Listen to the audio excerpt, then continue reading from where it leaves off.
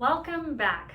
Last week we started talking about sciatica and how that can be problematic for our daily lives and the pain that it causes.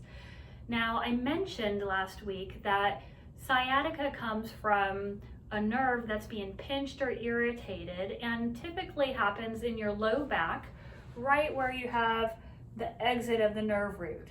Now, sometimes we have the nerve get irritated in another location further down in our buttocks area. So right along the buttocks, kind of in the center area off to the side, we have a muscle called our piriformis muscle. This muscle helps us do hip rotation and it helps us be able to move and turn, and occasionally that muscle gets tightened where we can't sense it letting go. The problem with that is our sciatic nerve can run either over it, through it, or under that muscle.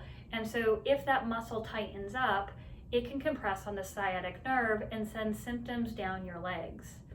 Now, often we have to have someone else help us and examine us and probe us to find out, is it the piriformis muscle being tightened that's causing the pain down our leg?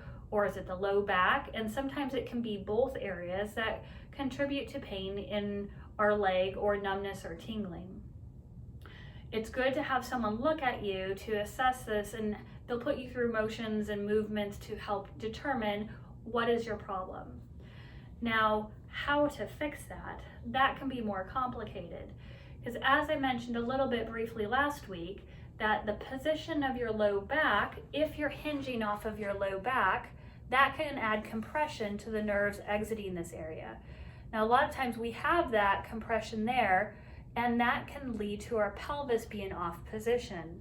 Now, if our pelvis is tipped forward and it's tipped differently on each side, that can lead to certain muscles compensating, such as your piriformis muscle, whereas your right gluteal maximus muscle needs to be doing the rotation portion of your hip. Your piriformis can often take over, that can lead to compression, and then you get sciatic nerve. So it can be, a lot of times people do a piriformis stretch where they put one foot over another and then lift up and then stretch that piriformis, and that can provide some temporary relief. But if your pelvic position does not get back into neutral, that piriformis muscle doesn't know how to let go because it's providing a necessary function that your glute max was supposed to be doing. So if the glute max doesn't learn how to take over that function again to allow the piriformis to relax, you can have sciatic pain or piriformis syndrome for a very, very long period of time. So it's a matter of getting to the right person.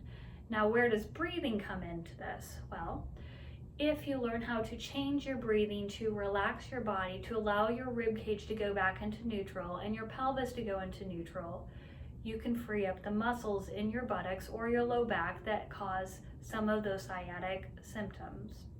I hope this helps. If you need more assistance, please reach out to me. Go to my website, paberinstitute.com, and click on the contact and send me an email. I'd love to hear from you. See you again next week. Bye.